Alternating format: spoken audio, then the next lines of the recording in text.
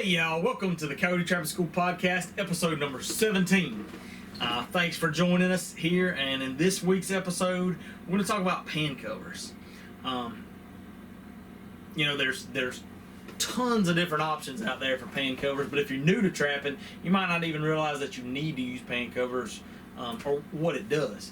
So that's what we're going to do, is kind of outline the different options, because there are a pile of different things that you can use. And that's something where you could get, maybe able to get creative and come up with your own, scenario. But pan covers, the purpose of pan covers is to prevent anything from getting under your trap pan, and that would keep your trap from firing. So that can be a rock, a pebble, that could be sand or dirt filling in under the pan. You just want to. And one of those things to give you every possible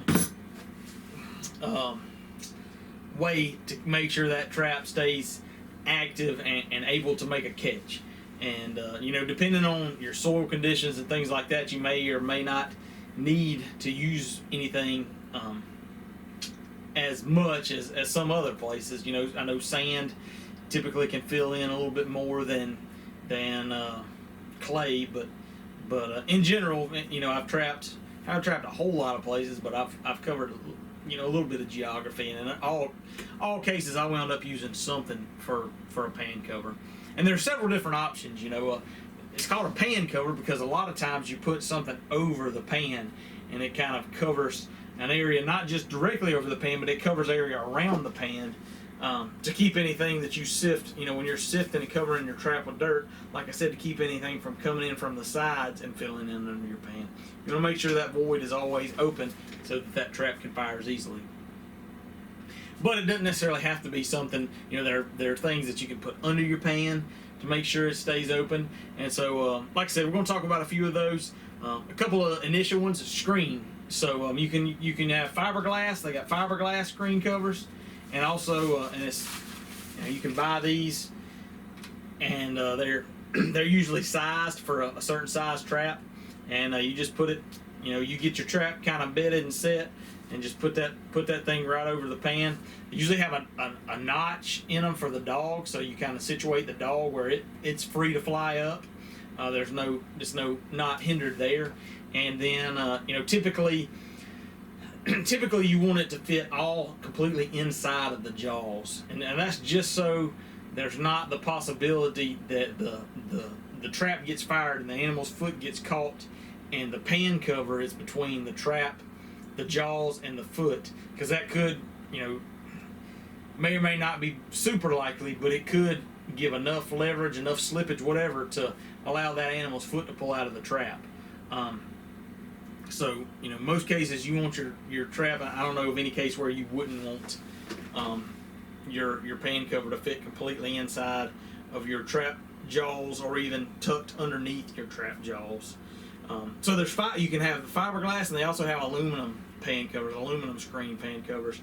The fiberglass ones just kind of sit in place. The aluminum ones can come.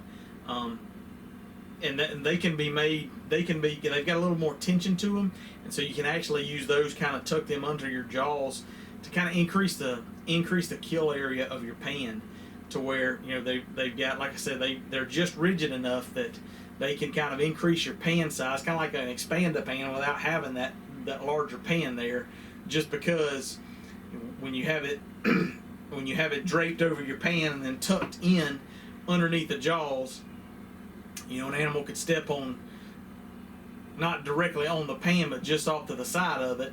But with that pan cover tucked like it is, that could still give enough pressure downward on that pan to cause the pan to fire. So that's one reason that some people like aluminum screens specifically, is that they can kind of increase their kill area in their of their pans. Some other options, I've never used screen wire that much. I've never used the aluminum, and I've used the fiberglass ones a little bit. They're pretty convenient because you can buy them pre-made and you just slip them on there. They're also got latex pan covers. I've never used those, but those, they fit. They're real loose, so they fit down and kind of form to your pan pretty easily.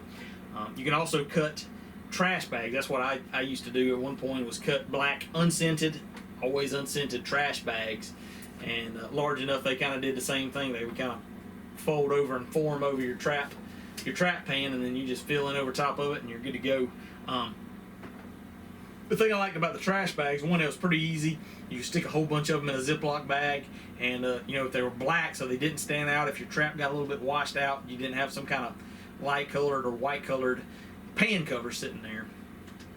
One thing to keep in mind with all of these pan covers is, and some of them may take more than others, but you got to make sure to be scent conscious around those and kind of keep those scent free.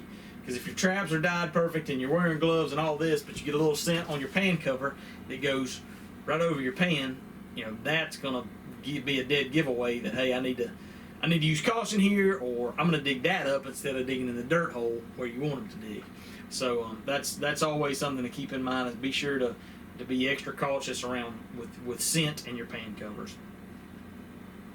So you got your screen, you got your latex or trash bags.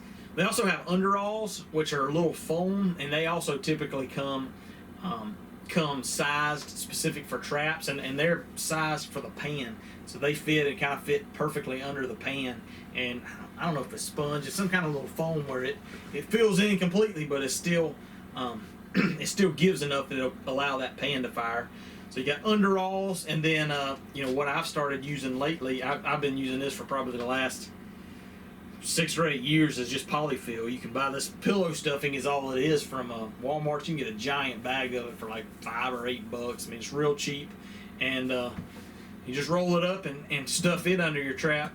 And it's kind of, you don't have to have it specific to your pan. You just tear you a piece off and shove it up under there, and it's pretty cheap and easy to do. It definitely is something that can get attract scent, so you got to be careful about that.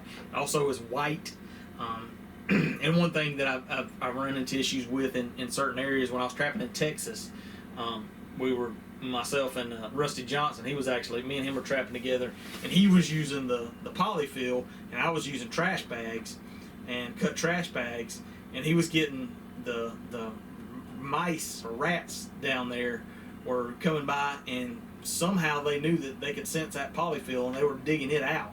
So we could be checking traps and get out there, and there'd be the little white puff pulled out from underneath the trap or something. So that's not good, because you don't want you're passing coyotes to see that, but also it could allow for stuff to fill in under your pan. So we had to kind of rethink that a little bit, but that's something to keep in mind, as well as if rodents are a significant, and I've never had that issue anywhere else, but if rodents are an issue, that you might want to have a backup plan, and that's something that I've kind of seen in the little bit of traveling and trapping that I've done, is it's always good to have a backup plan, just in case what you're used to doesn't work quite as well as it does where you're used to using it.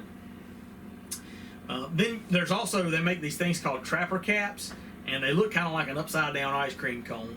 They are also trap specific. You get them to fit over the specific pan that your traps use, and you just set that cap over the pan as you're bedding the trap. So you fill in and pack in your dirt all the way around that trap, and then you lift that trapper's cap off and sift dirt over the top of it, and that's kind of it. So I've never used those before. I know that I get some questions about those some, and I probably ought to, just to kind of try them out, but that's definitely an option too. And then some other homemade options. Wax paper is one that you'll probably see if you read any old trapping articles. Wax paper is a pretty popular one. Just cutting it into, depending on what size trap you're running, 4x4 pieces, 5x5 pieces, something like that. One thing that a lot of folks will recommend with wax paper is go ahead and pre-crumple it, so that it kind of fits the pan a little bit better, and it's not so stiff, and maybe make a crack or a creak or something like that. Pre-crumple it, then smooth it out and set it over there. I've heard of guys using toilet paper, which would be pretty quick and easy, because you could keep a roll in your trap line bag, tear off a piece, and put it over there. One thing that I started, one of the first guys that I ever trapped with, he used coffee filters, and he'd just buy a big bag of I'm not a coffee drinker, so but he'd buy a big bag of the pretty large coffee filters, or I guess standard size coffee filters, I don't know. and he'd tear them in half and use half of one at each set, and that worked pretty good. The like I said, the only downside to that, even with the polyfill, but more so with the toilet paper coffee filters, is it's white. So you get a little wind, you get a little rain. Rain's pretty bad about washing things away enough to where you kind of see your trap, see parts of your trap, and I just hate the idea of something white being right there to draw extra attention, because something black, something dark, kind of blends in with the dirt. So, and then there's also the option of what I've started kind of messing with and using more over the last 2 seasons is just a grass cover and grass clippings. So I'll get my trap bedded, dig my trap bed smaller than the trap, and kind of hammer the bed out to fit the trap very snugly, and pack it around, make sure that trap is solid like that, which sometimes takes a little bit more work, and then just take grass clippings and sprinkle over the top of the trap, and since you're not using any extra dirt, there's no need to use a pan cover, and that's as a waterproof means, that's worked really well. I've been really impressed with that, even though that's one of those situations where even now when I do it, it seems so obvious that trap is there. It doesn't seem like it's covered good enough, but it'll still catch them coyotes. I'm digging that just from the weatherproof, waterproofness aspect of things. That seems to work pretty well. So that gives you a little bit of overview of the different options for pan covers. Like I said, the biggest thing is make sure you've got some kind of plan so that nothing's getting underneath that pan and keeping it from firing, and make sure that you're keeping them scent free ever how you can.